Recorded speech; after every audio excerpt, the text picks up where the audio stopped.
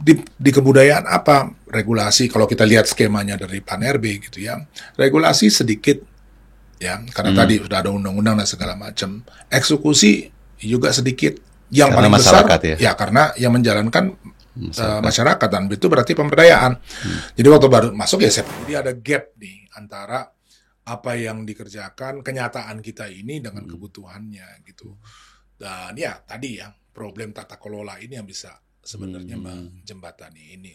Contoh, jadi agak aneh gitu kalau kita lihat indeksnya di dalam industri wellness, global indeksnya wellness gitu, kita ini di urutan-urutan jauh di bawah.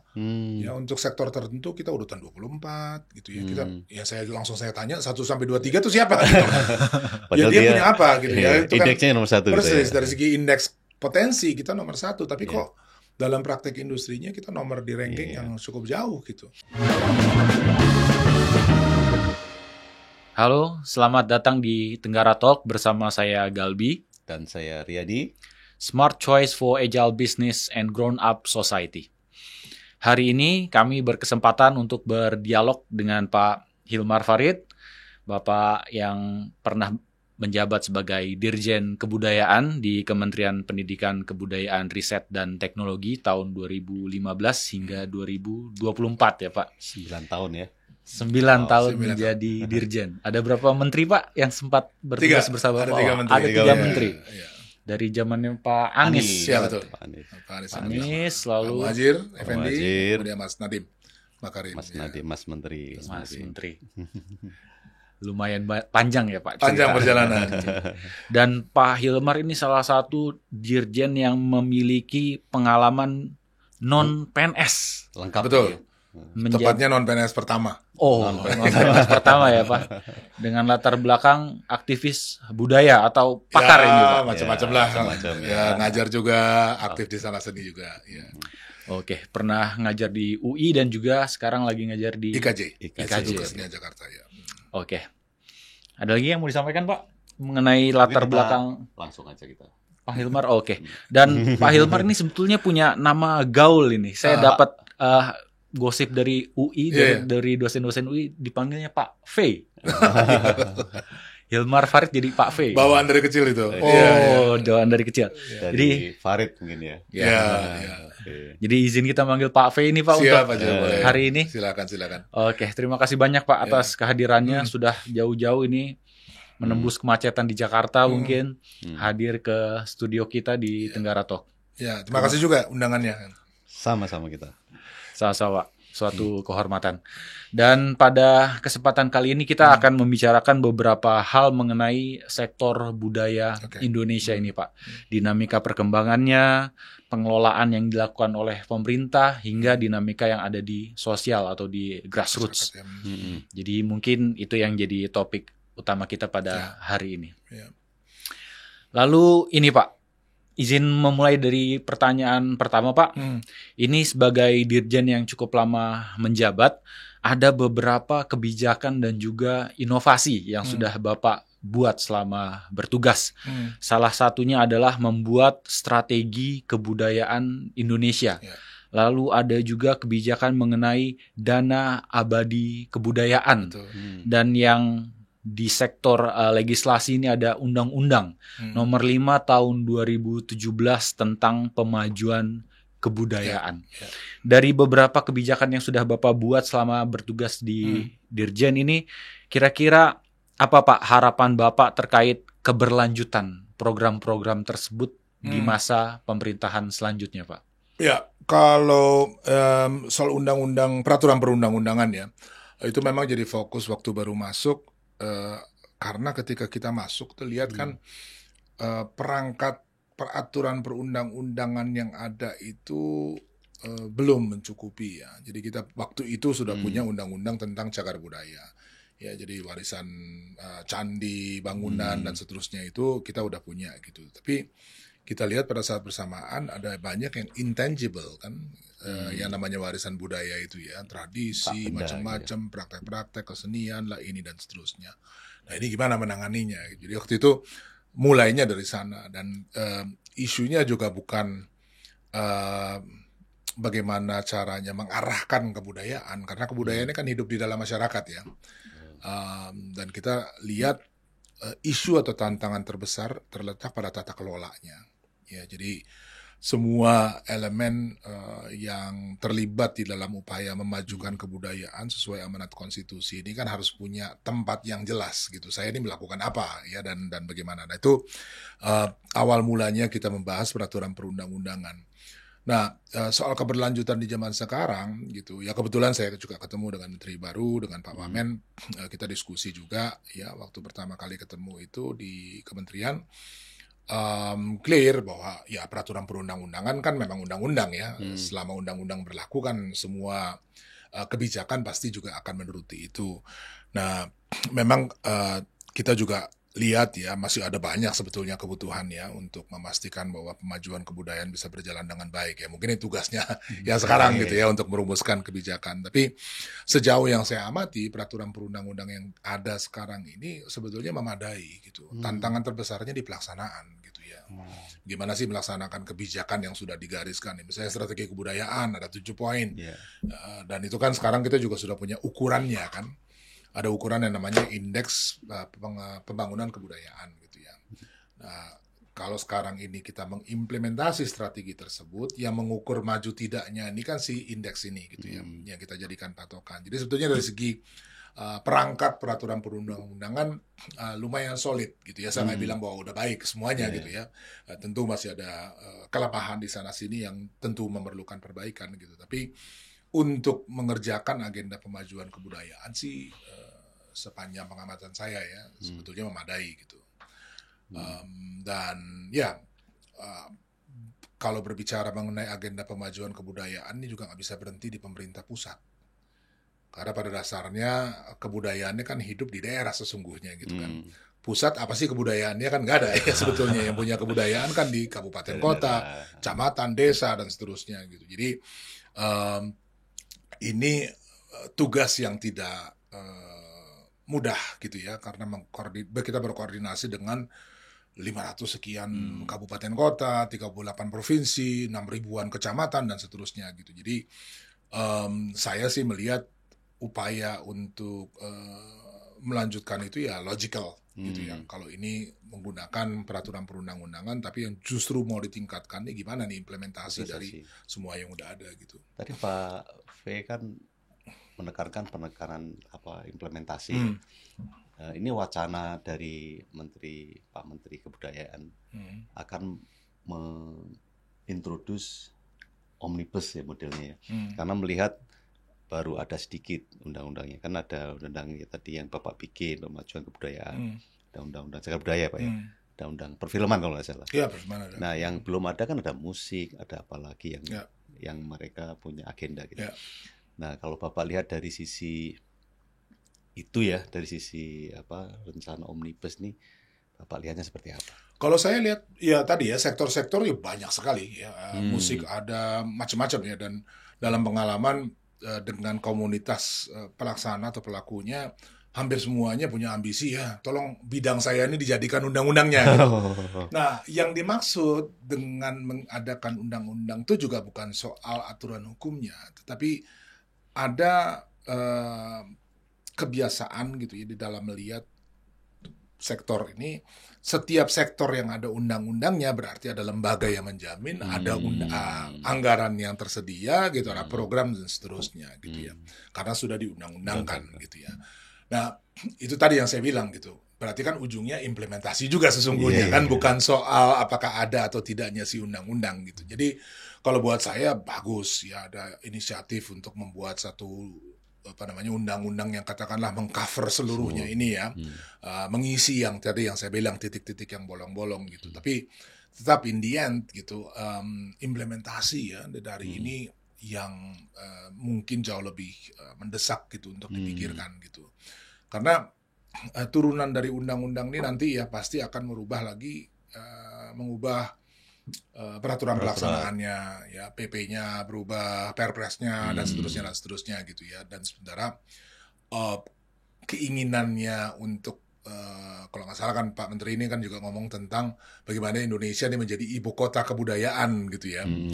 So jadi ada PR yang lumayan besar gitu ya di samping tadi nih membuat perangkat peraturan perundang-undangan gitu. Saya sih support ini ya. Tapi tadi ya kalau bicara tentang keberlanjutan ini apa yang sudah ada nih pelaksanaan atau implementasi ditingkatkan gitu, dan kita beruntung ya dapat Menteri Fadli yang kita tahu dengan Pak Prabowo juga baik sekali gitu hubungannya ya, jadi ini langsung nih gitu ya direction ya, betul gitu. Dan orang yang sangat tahu lah, sangat tahu kesenian, sangat tahu cagar budaya ya, warisan budaya gitu. Kalau 9 tahun kan sudah tadi ada beberapa yang disebut pencapaian-pencapaian. Ada hal lain yang belum merasa terlaksana ya? Atau pengen sekali dia tapi ini belum sempat gitu. Banyak sekali. Oh gitu. Iya. Saya kira 9 tahun di kementerian yang menurut saya ya signifikan gitu adalah menggeser sumber daya yang tadinya sepenuhnya dikelola oleh pelaksana, dalam hal ini pemerintah gitu ya, kepada publik atau masyarakat gitu. Itu sebabnya ada dana abadi kebudayaan.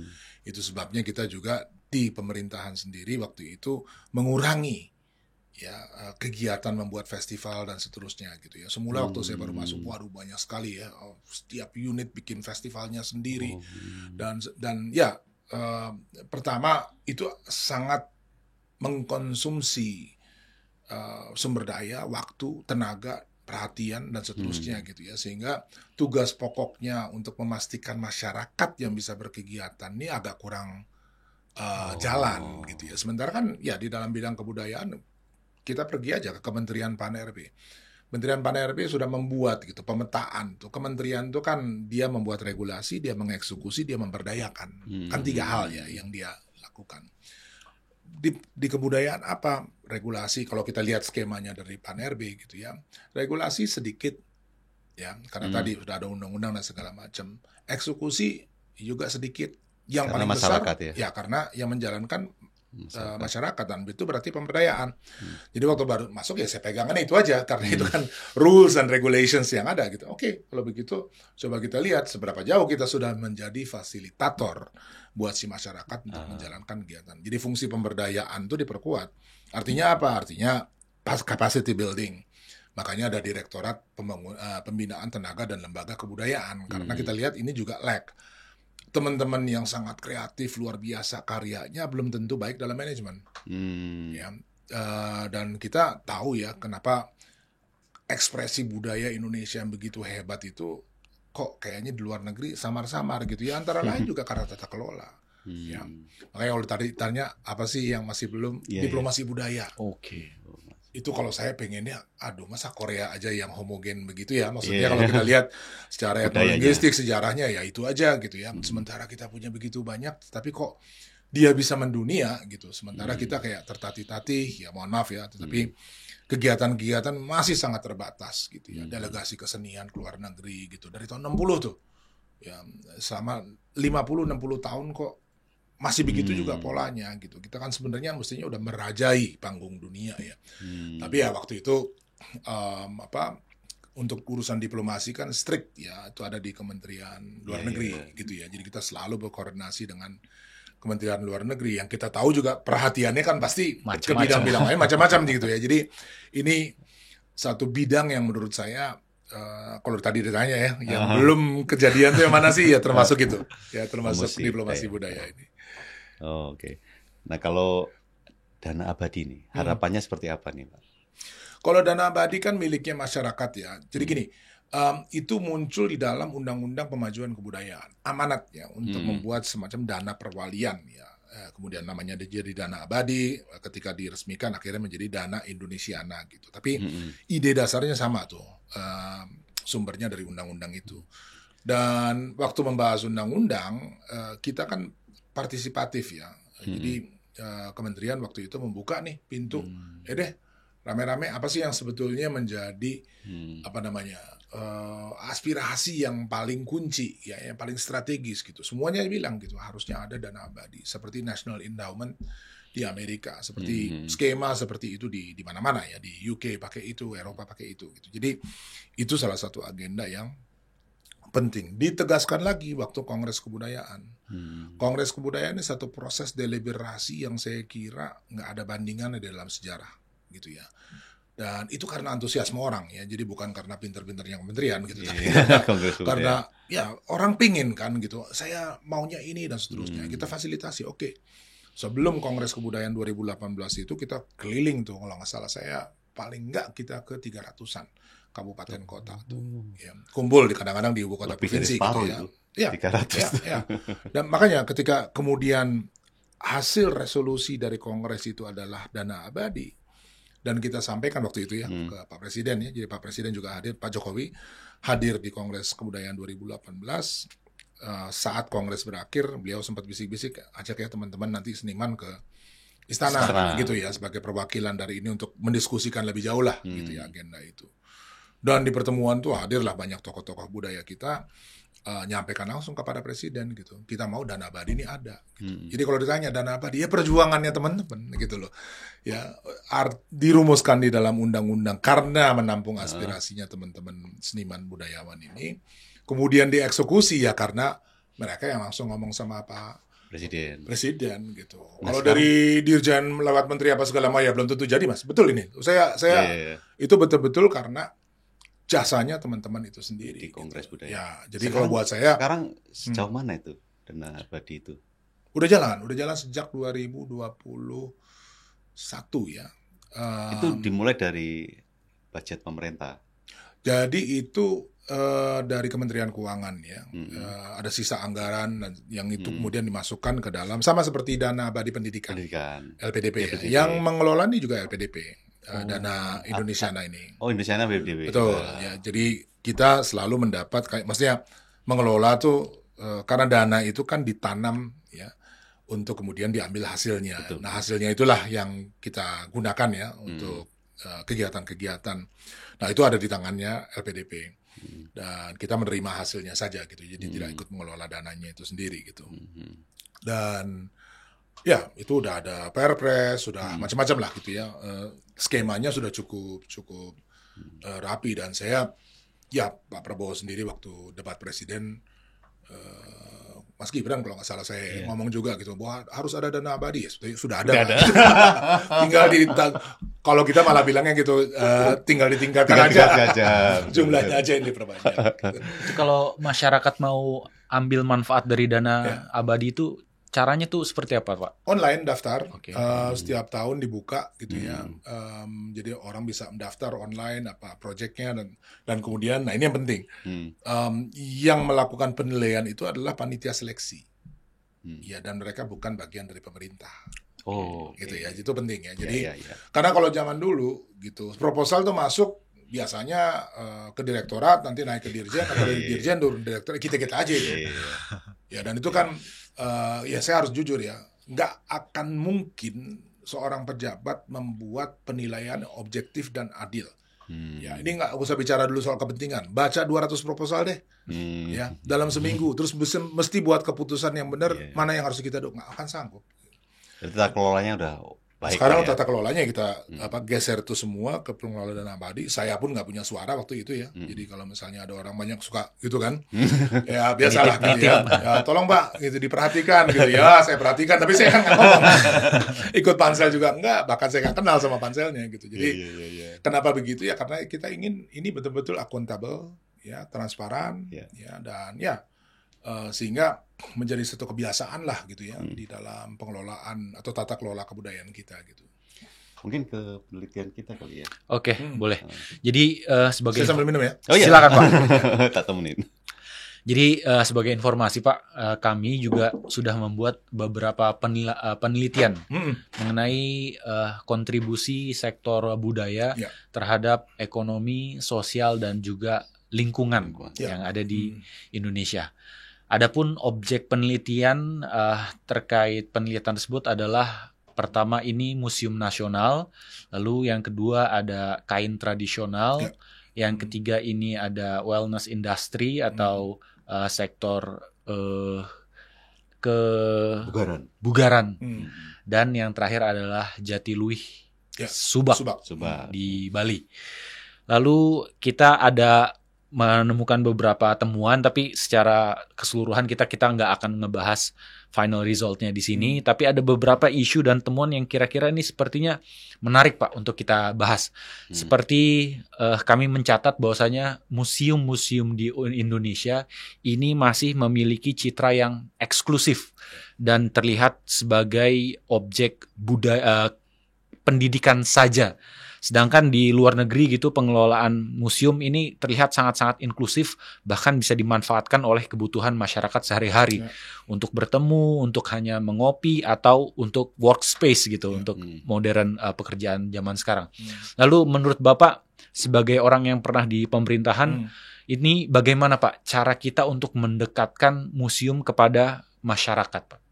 Ya, kuncinya saya kira tetap ya relevansi gitu. Jadi orang memandang museum seperti yang tadi dikatakan gitu ya, masih dengan beban barangkali ya, ya harus paham semua yang ada di dalamnya dan seterusnya gitu. Sementara betul sekali gitu bahwa sebetulnya museum adalah public space juga, dan namanya public space dia bisa digunakan untuk berbagai keperluan.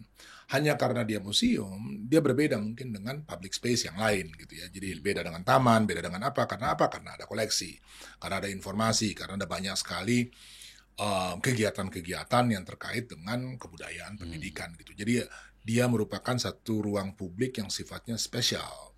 Nah, ketika bicara tentang ini, maka kekhususannya inilah yang kita manfaatkan. Jadi misalnya orang datang ke sana mungkin bukan untuk sekedar makan nasi goreng gitu ya, tetapi dia ingin ketemu dengan teman, dengan kolega barangkali atau kerja yang terkait kira-kira ya dengan berbagai aspek dari kebudayaan gitu. Jadi ini yang kita harapkan tumbuh. Di Jogja terjadi itu ya, di Museum Benteng Vredenburg itu.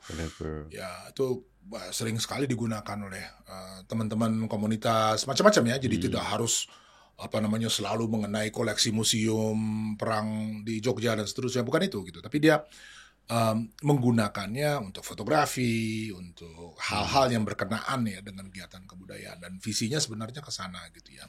Dia merupakan satu ruang publik yang spesifik, yang khusus. Mungkin itu berarti kalau lihat belajar dari Jogja ya, mungkin peran civil society atau masyarakat di sekitar itu mungkin penting. Sangat penting, sangat penting. Museum nggak bisa hidup tanpa komunitas. Itu sudah pasti ya. Komunitas. Ya, dan itu juga pendekatan yang kita coba gunakan dulu ya di Museum Nasional. Di museum itu coba deh libatkan sebanyak mungkin orang dari luar gitu juga untuk berkomunikasi, minimal kita tahu apa yang mereka ingin lihat. Ya. Kalau misalnya saya karena kepingin ada pameran A atau pameran B, terus semuanya datang dari saya, ya bukan museum namanya gitu kan. Itu ya bikin koleksi pribadi aja gitu ya, bikin galerinya sendiri gitu ya. Yang harus terjadi kan justru dia menjadi, kalau saya menyebutnya itu civic space gitu ya. Jadi kenapa? Ruang untuk menumbuhkan itu tadi ya, perasaan kewargaan, ya nasionalisme, ya, kebudayaan, sense of community, macam-macam gitu yang bisa dilakukan, tapi semuanya bersifat memperkuat kohesi sosial. Jadi soal-soal kayak begitu ya di tempatnya di museum. Dan saya kira selama ini sih cukup banyak ya, bukan hanya museum yang di bawah Kemdikbud lah ya. Sumatera Utara bagus gitu ya, banyak museum di daerah juga punya track record juga yang bagus nih dalam urusan ini. Itu mesti buat satu kompetisi atau apa gitu ya. Kan pengelola museum banyak sebetulnya, tidak hanya pemerintah pusat seperti Bapak bilang, pemerintah daerah juga, private museum juga banyak. Private museum dalam banyak hal kita masih jujur ya, dia lebih maju pengelolaannya. Betul. Nah, oke, ini kan studi kita itu ada museum, ada kain tradisional ya. Betul. Nah, di kain tradisional tuh kalau kita dari satu studi kasus saja, dari ekspor misalnya, ada senilai 10 triliun. Memang kelihatan besar gitu ya. Tapi kalau lihat dari kain tradisional kita di luar negeri, sepertinya nggak terlalu terdengar juga gitu. Nah, saya tuh ingat, ini selalu saya ulang-ulang cerita ini, tentang batik yang dipakai oleh Nelson Mandela. Ya kan. Sayang waktu itu belum ada sosial media ya. Kalau ada sosial media mungkin lebih mudah untuk mempromosikan. Nah, pertanyaan saya gini nih, Pak V.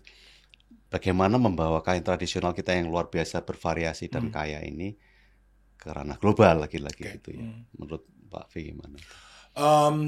Tadi tekstil berarti tekstil dari industri tekstil besar yang 10 triliun tadi. Iya betul, itu semuanya. Itu ini cerita lain. Cerita lain, ya. Kalau di Wastra kita menyebutnya ya. Iya, Wastra. Wastra ini tantangan besarnya itu sama ya, pengelolaan sumber daya, tata kelola dan seterusnya. Contohnya begini. Pernah, saya nggak ingat persis tahunnya gitu ya, tetapi satu brand besar gitu ya datang ke Indonesia, ingin menggunakan ya Wastra itu, dan tuh mereka bersedia ya berdiskusi tentang pengelolaan kekayaan intelektual, IP-nya itu ya dia mau diskusikan. Problemnya di tingkat pelakunya ini kan kapasitasnya terbatas dalam urusan itu. Ini global brand berarti ya? Global brand gitu ya. Dan dia bersedia, ayo deh kita diskusi gitu. Tapi dari sisi pelakunya dan Pemdanya waktu itu nggak punya kesiapan gitu ya untuk deal ya. Ayo deh diskusiin gitu. Jadi muter-muter brand besarnya bilang udah deh lupakan deh IP gitu. Saya beli putus aja. Ya, terus kemudian pakai di produk-produknya mereka gitu ya, ditempel dan segala macam. Dan ya akhirnya beli putus 1.000 meter gitu ya, selesai gitu. Nah ya sayang gitu. Jadi bisa sustainable. Betul. Sementara kita tahu persis gitu ya bahwa kalau sudah berurusan dengan brand global dan segala macam gitu, ini juga technical requirement-nya beda kualitas. Kita bicara tentang tadi ya kekayaan intelektual, kita mesti ngerti gitu ya persis apa sih yang dimonetisasi ya dari Wastra itu. Dan biasanya ya bukan biasanya, pada umumnya gitu di dalam masyarakat pelakunya ini pengetahuan mengenai ini sangat terbatas ya. Mereka bahkan untuk misalnya kayak di NTT, di Sumba Timur dan seterusnya kan, mereka membuat Wastra itu kan bukan untuk dijual. Ya kan bagian dari ritual ya. Jadi ada gap nih antara apa yang dikerjakan kenyataan kita ini dengan kebutuhannya gitu. Dan ya tadi ya problem tata kelola ini yang bisa sebenarnya menjembatani ini. Contoh, kalau misalnya dikerjakan dengan cara tradisional gitu ya, pakai yang disebut backstrap loom gitu, jadi yang diikat di sini ya, jadi mereka bikin dengan tegangan. Hasilnya kalau misalnya kita ukurnya secara geometris tuh kadang-kadang nggak simetris kan. Ya. Tetapi kan justru itu keindahannya kan. Gitu. Human touch-nya itu seluruh emosinya kan masuk di situ. Gitu. Tapi kalau misalnya kita menunggu kain seperti ini untuk brand global, kan nggak cukup orangnya ya untuk kita membawa itu. Jadi mungkin kita pikir mesin bisa menggantikan. Dan ada resistensi juga nih di komunitas. Kalau pakai mesin ya habis dong kita. Terus kita nih bagaimana? Jadi itu ya. Mana yang merupakan bagian dari ritual, mana yang mau dimonetisasi, mau dikembangkan gitu. Dan ini komunitas pelakunya yang menjadi pemilik dari kekayaan intelektualnya harus berada di meja perundingan gitu. Dia nggak boleh diatasnamakan gitu ya. Dia harus tahu konsekuensinya. Prinsip paling sangat penting di dalam urusan ini, dan itu ada di dalam Undang-Undang Nomor 5 Tahun 2017. Kalau kita lihat sekarang, saya lupa nih pasalnya ya. Pasal 37 atau 38 ya kalau saya nggak keliru gitu ya. Nanti kita cek. Itu mengatakan gitu, kalau seandainya kekayaan ini ya, objek pemajuan kebudayaan istilahnya gitu, berupa pengetahuan tradisional termasuk Wastra ini mau digunakan oleh industri besar gitu ya, maka ada syarat. Syaratnya itu adalah dia memiliki prinsip memberitahu masyarakat yang berkenaan dengan itu atau masyarakat pemangkunya itu dengan pengetahuan penuh ini mau diapakan. Ya, jadi pengetahuan atas dasar informasi awal. Padia, ini prinsip dalam hukum nih gitu ya. Itu selesai, dia juga harus tahu benefitnya kemana nih. Ya. Dalam undang-undang dikatakan benefit dari pengelolaan itu kalau monetisasi berjalan tuh digunakan untuk memperkuat lagi ekosistem si pemangkunya itu ya. Itu tadi. Jadi mungkin kita berpikir tentang harus ada sekolah nih untuk pembuat Wastra ya. Harus ada peningkatan kesejahteraan, macam-macam lah gitu ya yang program ini. Dan itu kan semua tata kelola nih ya. Jadi kalau ditanya kok kita agak kurang. Gitu. Ya karena tadi backbone tata kelolanya itu yang belum berdiri tegak. Dan banyak hal yang belum kita selesaikan diskusinya ya tadi ya. Apakah biasanya kalau di NTT mama-mama ya. Di mama-mama ini mengerti betul ya apa sih artinya monetisasi dari kekayaan intelektual itu, implikasinya apa, ya macam-macam. Apa kan harus ada proses ya, deliberasi, kita ngerti betul gitu, sehingga ketika ini kemudian berjalan gitu, kapalnya berjalan tuh nggak ada orang yang merasa loh kok arahnya nggak seperti yang saya inginkan gitu ya, kayak gitu-gitu. Jadi memang PR cukup besar gitu ya. Kita udah coba rintis di beberapa tempat ya dengan teman-teman pelaku itu ya, sebagian sangat paham ya. Jadi saya pikir kita nggak bisa bikin generalisasi bahwa sepenuhnya lemah gitu. Udah banyak yang ekspor, yang udah punya pembeli ya di banyak tempat itu sudah cukup banyak gitu ya. Tapi secara umum untuk hadir secara lebih masif seperti yang tadi dibayangkan ya, ini tadi PR tata kelola ya yang masih perlu dibenahi. Oke, selain kain tradisional Pak, objek penelitian kita juga ada mengenai industri kebugaran. Dan dalam Global Index on Biocultural Diversity, Indonesia ini sebetulnya memiliki indeks tertinggi. Dan ini dekat sekali dengan sektor kebugaran yang menjadi tulang punggung kelompok perempuan untuk berdaya secara ekonomi ini Pak.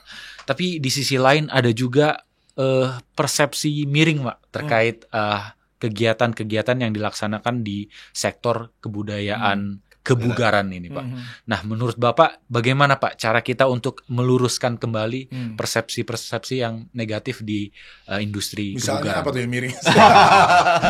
Negatifnya kayak gimana tuh? Ya. Ini kalau kita ke industri spa gitu kan itu kan ada persepsi yang kadang-kadang nggak lurus gitu. Ya. Saya kira justru dengan kemudian mengembalikan wellness itu berakar pada kebudayaan, maka soal-soal yang kayak gini bisa dikurangi gitu ya.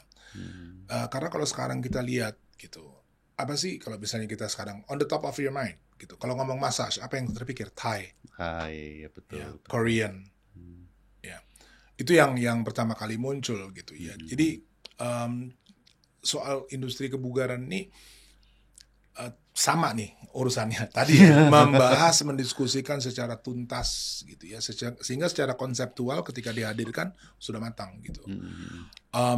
Industri spa kita ya punya sejarah yang berbeda gitu ya, jadi dia memang belum semuanya ya bersandar, cukup banyak sebetulnya pelaku ya, Martha Tilaar, brand-brand ya, nama-nama populer itu ya sudah menggunakan herbal. Kalau misalnya sekarang treatment spa juga sudah dengan macam-macam lah gitu, harganya malah bisa tinggi sekali gitu ya.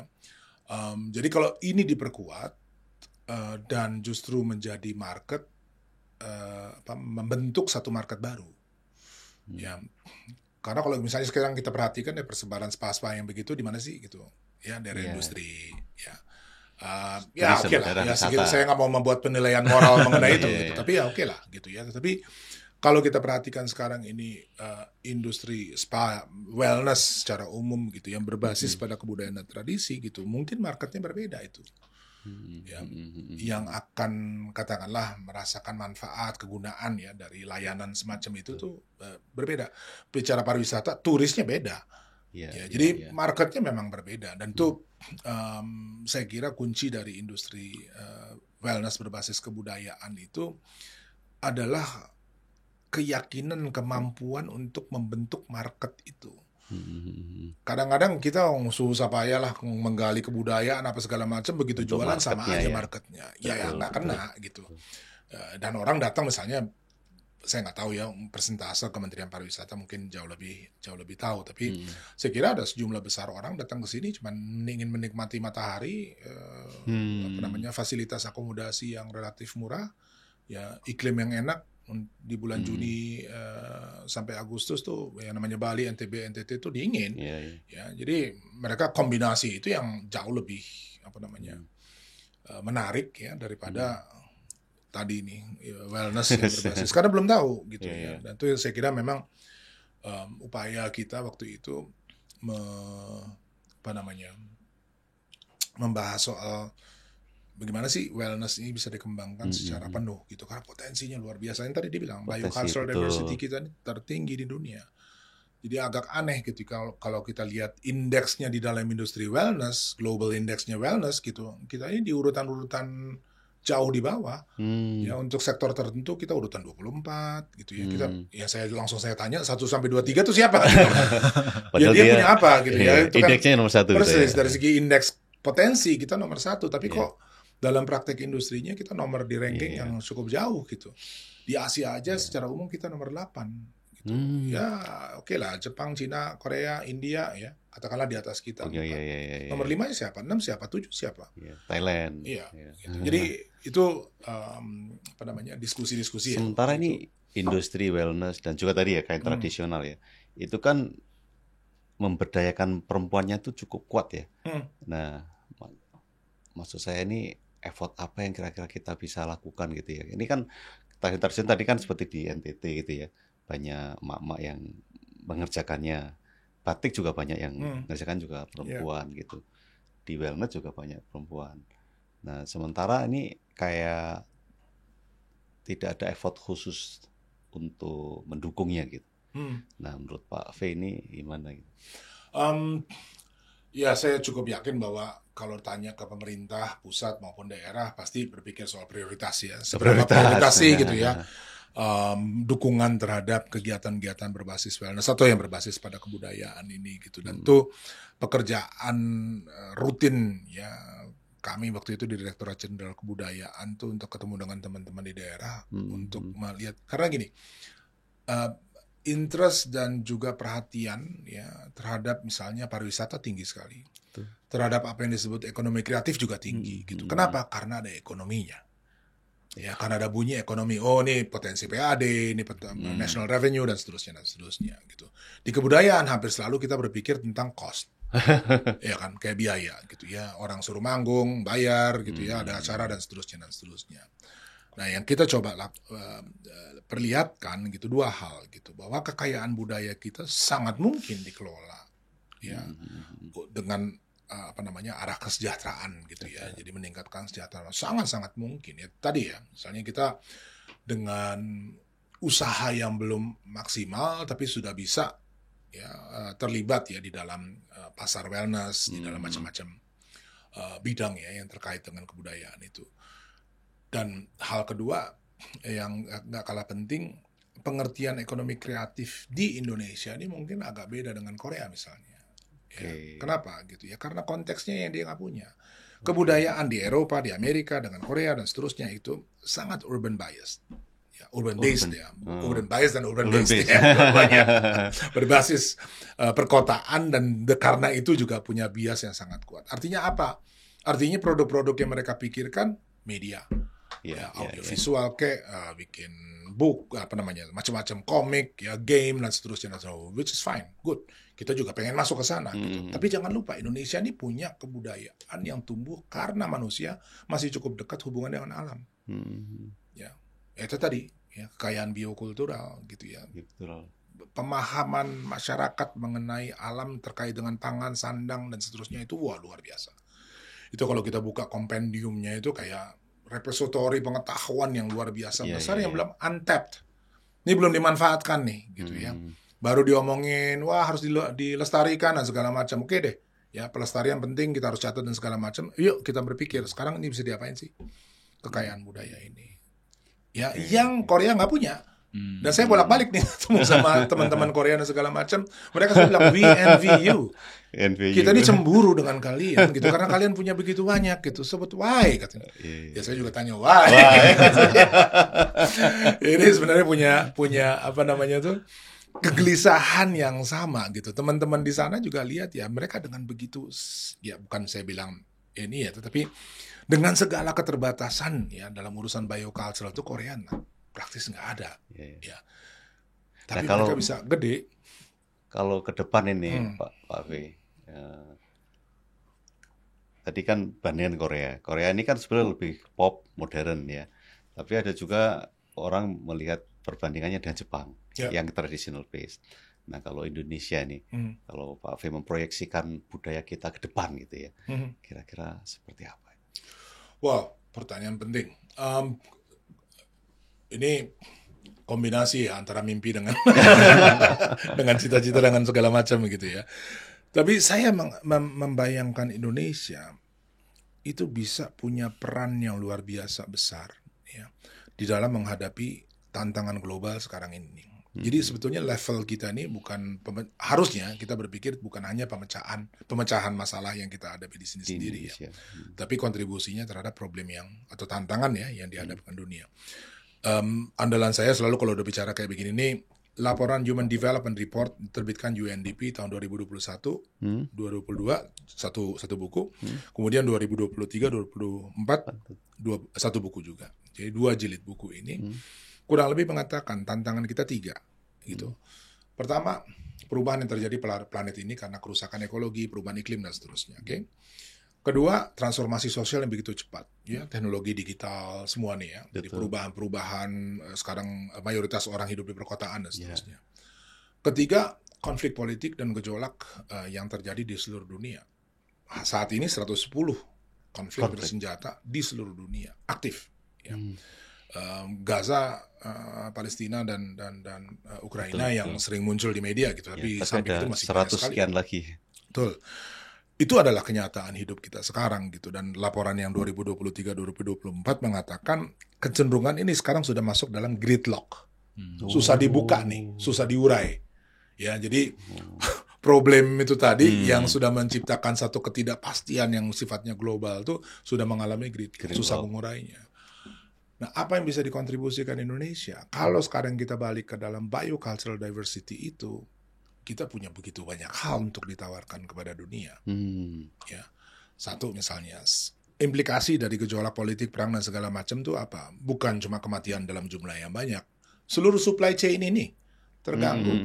Ya, betul. Ya, tiba-tiba harga naik. Betul. Ya, kenapa ya? Karena ada konflik di sana gitu ya. Jadi ketergantungan kita terhadap sistem pangan yang dikuasai oleh industri besar ini gitu, itu menjadi masalah gitu. Solusinya apa? Ya desentralisasi dong. Kenapa harus desentralisasi semua ke dalam ininya gitu? Dan kalau bicara tentang desentralisasi, setiap kabupaten kota di Indonesia ini tidak punya alasan untuk lapar, kekurangan makan atau stunting. Kalau betul dia memahami sumber yang ada di daerahnya masing-masing. Problem kita apa aja? Lack of knowledge. Kadang orang yang di daerah bersangkutan saja nggak tahu dia punya kekayaan apa. Dan itu real. Saya udah keliling di banyak sekali tempat. Tanya dengan teman-teman, baru tahu ya dan segala macam. Ya karena apa? Karena pengetahuan yang dimiliki oleh generasi-generasi sebelumnya ini kan terkikis. Ya. Dulu kita masih ngomong 80% orang hidup dari pertanian. Sekarang not anymore gitu ya. Ya. Dulu kita bilang kan mayoritas kita hidup di pedesaan. Sekarang tidak lagi 54%, sekarang udah hidup di kota. Jadi transformasi sosial ini kemudian menciptakan apa? Kelangkaan pengetahuan mengenai kekayaan yang sesungguhnya dimiliki. Ini putus nih. Gitu. Jadi kalau ditanya kebudayaan Indonesia potensinya luar biasa gitu. Makanya yang diperlukan sekarang nih tata kelola yang benar agar nyambung lagi. Gitu. Bukan untuk kembali ke masa lalu loh ya. Saya nggak bilang bahwa ini kita mau kayak udah kita semua romantis kembali ke alam. No, it's not that gitu. Justru mendekatkan kembali agar dia bisa maju gitu. Kalau pengetahuan yang sekarang ini ada yang disebut pengetahuan tradisional masyarakat tentang sumber pangan, sumber sandang, sumber macam-macam lagi keperluan hidup kita ini gitu ya. Dikombinasi dengan sains dan teknologi, terbang ini Pak. Terbang ya. Dan kita akan bisa memperlihatkan kepada orang ya di dunia ya, termasuk menjadi kontribusi. Karena kalau misalnya sekarang ini yang kita pakai sebagai basis ekonomi, ya kontribusi kita terhadap pengurangan emisi karbon gede sekali Pak. Ya. Mangrove ini 3,3 juta hektar di Indonesia. Indonesia adalah pemilik dari 25% mangrove dunia. Kalau dikelola dengan benar pakai hitungannya Bank Dunia, bukan hitungan saya gitu ya, biar nggak dikira ngarang gitu ya. Dia menghasilkan $15,000 per hektar per tahun. Nilai karbonnya itu. Ya, kalau di konversi dan kemudian diambil nih isinya, mau ada ikan apa segala macam. Diambil dikelola dengan baik $15,000 per hektar per tahun. 3,3 juta. Ya, tinggal kalkulasi. Selesai APBN kita Pak dari mangrove ya. Ya cuma ya itu tadi kenapa belum ada concerted effort gitu ya untuk kemudian memanfaatkan. Saya kira alasan utamanya juga yang besar lack of knowledge satu gitu. Kedua, untuk ini jelas perlu investment. Ini nggak bisa misalnya sekarang besok kepengen hari ini kepengen besok jadi itu bukan itu gitu ya. Perlu investment, science, technology, research, pendidikan kita mesti diarahkan reorientasi gitu agar bisa memanfaatkan kekayaan itu. So jadi ada banyak hal yang perlu dilakukan gitu untuk bisa tadi ya optimalkan gitu resources yang luar biasa ini gitu ya. Tapi ya cuma dirjen ya jadi pemikiran sih banyak gitu, ide banyak, dan saya juga nggak mau seolah-olah punya jawaban solusi terhadap soal, bukan itu soalnya gitu, tapi harusnya ada nih lebih banyak ya forum untuk mendiskusikan ini dengan teman-teman kepala daerah gitu ya, opening apa ya perluas cakrawala kita, lihat resources yang ada. Saya kok cukup optimis gitu ya bahwa Indonesia punya kontribusi yang besar nih untuk itu. Oke, lalu di objek penelitian selanjutnya Pak di Subak Jatiluwih di Bali, ini masih berhubungan juga dengan krisis ekosistem yang terjadi di dunia. Ini meski sudah mendapatkan pengakuan dari UNESCO sebagai budaya intangible gitu ya, warisan budaya intangible, ini ada peluang recognition dari UNESCO ini akan dicabut Pak di Jatiluwih karena adanya area-area yang dikembangkan tapi tidak berdasarkan ilmu pengetahuan dan juga spirit dari pelestarian alam. Jadi ini alam di Jatiluwih mulai terguncang sepertinya Pak. Meskipun ketika ada acknowledgement dari UNESCO ini jumlah wisatawan meningkat di sana. Kalau Bapak melihat ini bagaimana Pak, kita harus mengelola Jatiluwih ini untuk bisa survive terus menerus, sustain gitu ya Pak, tapi di sisi lain juga ya bisa memberikan manfaat ekonomi bagi masyarakatnya. Jadi Jatiluwih ini ditetapkan menjadi warisan dunia berdasarkan konvensi 1972 gitu ya. Jadi ada natural dan cultural heritage gitu.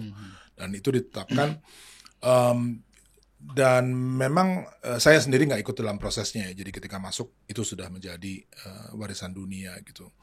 Nah, memang ada problem di dalam penetapan sebuah situs gitu ya atau kawasan ya sebagai itu deliniasi ya, apa sih batasnya ya, di mana nih batasnya gitu, dan mana yang kita anggap sebagai zona inti ya, yang nggak boleh nih, nggak bisa diapa-apain, kalau ini diubah-ubah ya udahlah celaka semuanya gitu ya, dan mana yang kemudian menjadi zona penunjang gitu. Nah, beda dia dengan Borobudur. Borobudur ini dipagar kan. Ya, udah jelas itu ya. Tinggi banget ya, pagar. Ya, jadi orang untuk mengakses segala macamnya tuh begini. Saya sendiri punya mimpi ya soal Borobudur ya. Saya kira pencapaian kita akan luar biasa kalau Borobudur tuh pagarnya dicabut.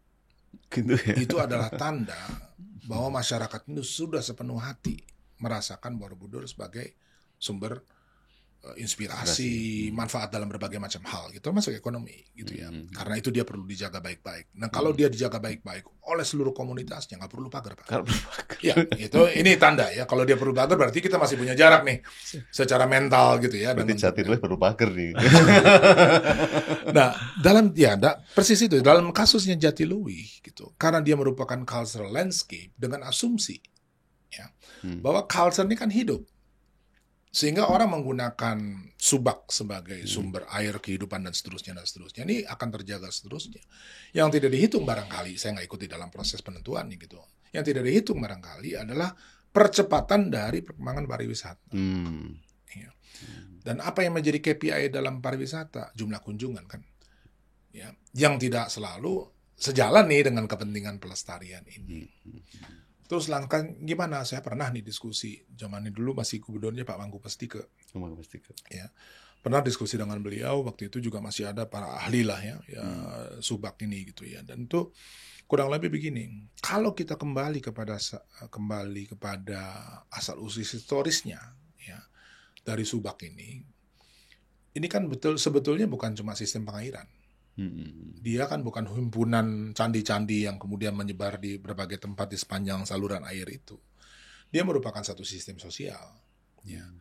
Dan sistem sosial yang menurut saya sangat canggih. Ada orang namanya Stephen Lansing, dia bikin riset bagus sekali mengenai Subak gitu ya. Dia perlihatkan bagaimana Subak ini sebetulnya satu kegiatan satu sistem sosial gitu yang betul-betul merupakan sesuatu yang ideal untuk ketahanan pangan.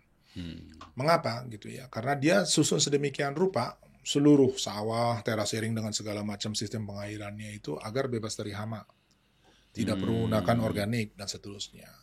Cuman kan rusak sama kita sendiri nih. Kenapa? Akhir tahun 60-an ketika terjadi Green Revolution dan segala macam, masukin pupuk, masukin hancur lah. Gitu ya. Hancuran pertama. Hancuran kedua ketika tadi mass tourism nggak bisa dibendung. Nah, apa langkahnya? Kalau menurut saya gitu, kalau saya ditanya gitu, restorasi lagi, revitalisasi lagi nih sistem sosialnya, ya, dihidupkan kembali, ya, diperkuat kembali. Betul-betul kita mesti komitmen ya, menjadikan juga sumber pangan lagi harusnya gitu ya. Sekarang Tabanan impor beras, Pak. Dia dulu ada lumbung, betul. Ya.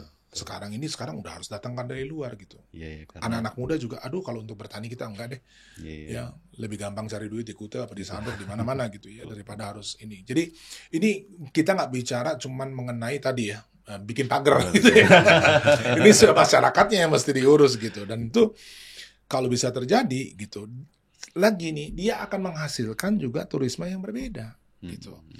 Kalau sekarang mass tourism, orang datang dari mana-mana, ya dia pengen akhir pekan santai, gitu. Nothing wrong, maksudnya saya nggak gitu ya. Ya orang datang dengan keperluan itu. Yang diperlukan apa ya? Pokoknya 3 hari kegiatan bisa macam-macam gitu ya, untuk menikmati, dah gitu. Nah kalau misalnya sekarang ini kita tadi ya restorasi, revitalisasi terjadi, gitu, kita akan menghadapi jenis turis yang berbeda, ya, yang datang untuk 10 hari, ya. Makanya kita kejar jumlah kunjungan orang atau length of stay. Yang jadi unit untuk menghitung itu apa gitu. Kalau menurut saya harusnya menjadi unit hitungannya adalah harinya orang tinggal. Apakah lebih baik ya 100 orang tinggal selama 10 hari? Ya. 1.000 orang tapi 2 hari. Iya, yang kemudian angkanya adalah 1.000 gitu, atau lebih baik kita datang 500 orang yang cuma tinggal 2 hari. Ya. Mana yang mau dipilih gitu. Itu kan soal pilihan kebijakan gitu ya. Tentu hal-hal yang ya memang memerlukan lagi penyelesaian holistik. Ini nggak bisa cuma dari perspektif cagar budaya ya, nggak cukup gitu ya. Harus dengan keseluruhan dan terutama Pemda karena dia adalah boleh dibilang penguasa wilayah gitu ya. Jadi memang harus ada diskusi cukup mendalam dengan itu. Oke, lalu ini Pak masih berkaitan juga mengenai bagaimana cara kita mengelola sektor budaya. Ini Indonesia bersaing dengan arus budaya global yang masuk, terutama terkait industrialisasi budaya Pak, sebagai sumber ekonomi. Menurut Bapak Pak, bagaimana kita menyeimbangkan pelestarian budaya dengan komersialisasi budaya Pak untuk bisa seimbang seperti apa? Ini pertanyaan yang bolak-balik muncul gitu, karena semua orang takut kalau udah bicara komersialisasi gitu. Betul Pak. Tapi kalau saya, sebelum kita bisa memanfaatkan untuk keperluan apapun, ya bukan hanya kepentingan komersialisasi, yang kita mau gunakan untuk pendidikan dan segala macam, mengerti dulu nih kebudayaannya. Ini yang kadang terjadi. Orang langsung mau lompat ke pemanfaatannya. Yang mau dimanfaatkan apa belum tahu, gitu. Gitu. Jadi apa contoh ya? Contoh saya kasih. Tadi Wastra, gitu ya. Wastra yang kemudian dihitung apa? Produk. Berapa lembar yang berhasil kita jual. Gitu. Sebenarnya gitu kalau misalnya kita mau pikir jauh soal komersialisasi sesungguhnya adalah pemanfaatan secara ekonomis dari kekayaan intelektualnya. Bahkan orang ini nggak perlu kerja lagi bikin kain gitu. Kalau seandainya kekayaan intelektualnya ditangani dengan benar gitu. Waduh, kalau bicara turunan dari Wastra ini ya, kalau mau kita masukin ke banyak ya, kalau misalnya sekarang kita lihat ya bagaimana IP dikelola di dalam dunia modern ini gitu. Game ya kan mesti pakai kostum nih, musuhnya dan segala macam gitu ya. Kalau misalnya sekarang kita masukin Wastra IP ya, bukan dalam pengertian itu ya, ke sana gitu ya. Kalau kamu pakai kain Sumba, kamu punya kehebatan apa, saya don't know gitu ya. Ini urusan teman-teman kreatif di game gitu ya. Ya kalau kamu pakai kostum ini, kamu akan apa segala macam, itu sangat bisa berkembang. Kalau sekarang ini kita lihat game yang lagi meroket dari Cina tuh, yang bulan lalu kalau nggak salah saya keluar tuh ya. Tiba-tiba penjualan hari pertamanya aja udah penghasilannya sekitar $10 juta gitu ya. Dengan volume ekonomi seperti ini gitu, selesai urusan urusan tadi ya. Dan komersialisasinya tidak mengganggu si produk kan gitu, karena yang dikelola apa? IP-nya, bukan si produknya. Kita nggak ngutak-ngatik dia. Dan bahkan kalau misalnya IP-nya kemudian berkembang bagus, kamu udah dapat masukan, udah kamu balik aja bikin kain hanya untuk ritual. Iya dong, gitu ya. Dan kalaupun dijual ya dengan high end gitu ya, karena orang bukan membeli selembar kain, yang dia beli itu adalah pengalaman, emosi, macam-macam hal, filosofi dan seterusnya gitu. Aduh, itu juga akan bagus banget. Kenapa? A different type of buyer gitu. Bukan orang yang pengen beli kodian gitu ya. Silakan ke Tanah Abang aja kalau itu kan, yang 10 triliun tadi gitu. Tapi kalau yang ini high end bicaranya. Sehingga komunitas-komunitas kita ini juga pelaku-pelakunya terhubung nanti dengan orang-orang yang betul-betul paham. Ya, bukan dengan orang-orang yang kemudian memaksa mereka gitu untuk menjadi sesuatu yang berbeda. Nah, itu komersialisasi yang bahaya. Karena dikiranya mau bantu gitu ya, tolong deh kamu bikin lebih banyak gitu ya. Kalau misalnya udah tinggalin tuh backstrap loop kamu ya, saya beliin mesin gitu ya. Wah, Cina lebih dahsyat lagi. Ukiran Jepara itu sekarang dia udah bikin mesin digital ya? 3D printingnya. Iya. Apa yang harus dikerjakan artisan itu selama sekian hari, bulan mah kadang-kadang mah kalau udah bicara gebyok yang besar itu kan ya pakai 3D printing ya dalam hitungan menit, Pak. Sedih kita ngelihatnya kayak begitu kan. Kenapa? Karena IP nggak diurus. Cina silahkan bikin itu, IP bayar dong. Kan bukan kamu yang bikin desain. Nah, kalau IP ini sebenarnya tanggung jawabnya di mana ya? Kalau bicara tentang kewenangan di Direktorat Jenderal Kekayaan Intelektual. Kalau sekarang Kementerian Hukum. Ya. Nggak, maksud saya gini, Indonesia kan begitu kaya seperti Pak Fei bilang gitu ya. Tapi pemanfaatannya atau komersialisasinya rata-rata tidak melalui jalur IP, gitu, ya kan. Sementara di tempat lain bisa dimanfaatkan. Nah, bagaimana supaya kita bisa masuk ke sana gitu, ke pemanfaatan IP-nya ini? Ya, mau nggak mau sih kita bicara tentang tadi ya organisasi. Kita nggak bisa berharap pelaku semuanya mengerti secara lengkap gitu. Kita juga sebaliknya tidak bisa berharap ahli hukum yang mengerti itu kemudian kenal kebudayaan secara utuh.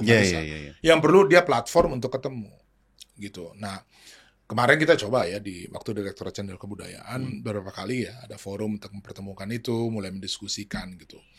Tapi saya mesti ini ya gitu, ternyata nggak bisa kalau hanya mengandalkan pemerintah melakukan sosialisasi gitu ya. Sosialisasi lupa Pak besok. Dia harus ada praktek lah ya.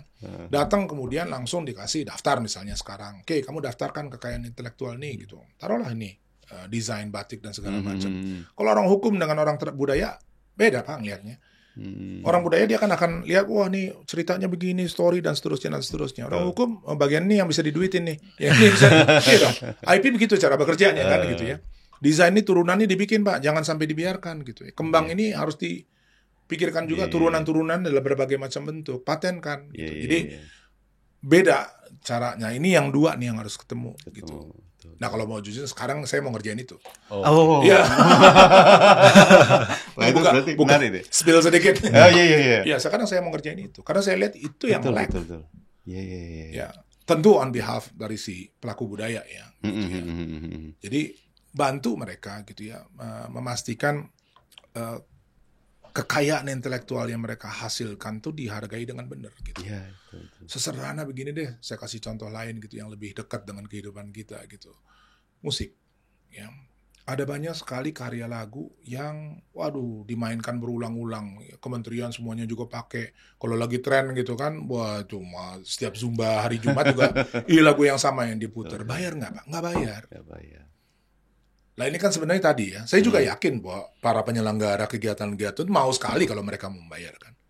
Masalahnya mereka mau bayar ke siapa? Ya, berapa duit? Ya, apa dasarnya menghitung dan seterusnya. Nah ini kan tata kelola nih. Nah saya bilang nih harus ada yang step in gitu. Waktu di Dirjen Kebudayaan kita nggak bisa bikin service kayak begitu kan. Sekarang bisa ya? Sekarang bisa.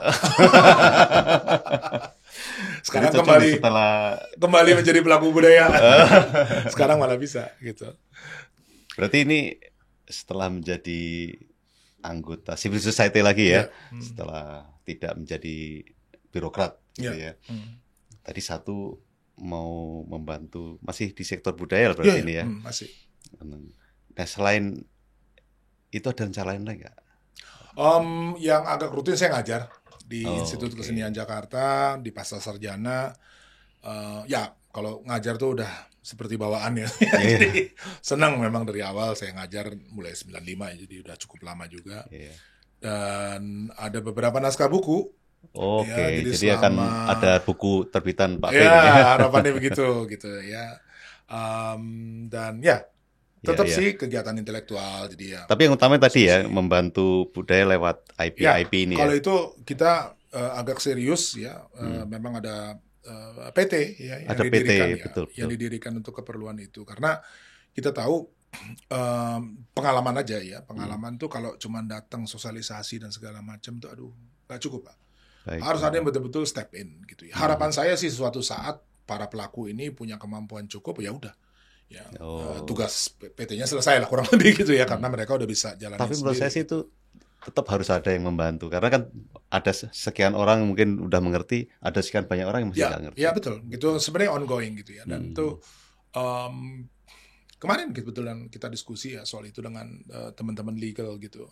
Dan tadi gitu ya bahwa banyak pelaku itu tidak mengenal kekayaan budaya yang kekayaan intelektual yang dihasilkan sendiri. IP-nya nggak ada. Ya, gitu. Dan itu semata kalau saya ya pertemukan ya orang legal ketemu sama orang ini diskusi dan sebenarnya kalau kita pikir Pak ada hubungannya juga dengan proses kreatif.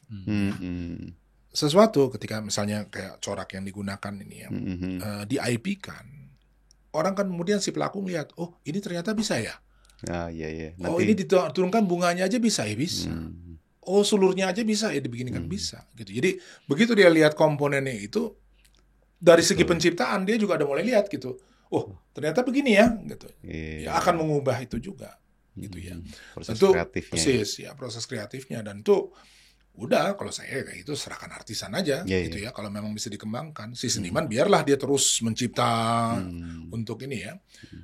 Tapi agar ekonominya jalan tuh ya bayangkan kalau misalnya ini berkembang gitu satu seniman aja gitu bisa memperkerjakan berapa artisan di bawahnya belum lagi pelaku yang technical ya urusan data lah inilah itulah jadi prospeknya luar biasa. Waduh mantap nih Pak Fe ini masuk ke industri yang sebetulnya ini benar-benar blue ocean sesuatu yang orang lain belum ada yang masuk. Iya. Sangat terbuka ya Pak opportunity-nya. Aduh kalau itu sih saya ngerasa tuh kurang apa ya kadang-kadang kalau yang begini ini juga untuk diskusi aja sama orang gitu ya aduh kurang teman banget ya gitu. Iya benar.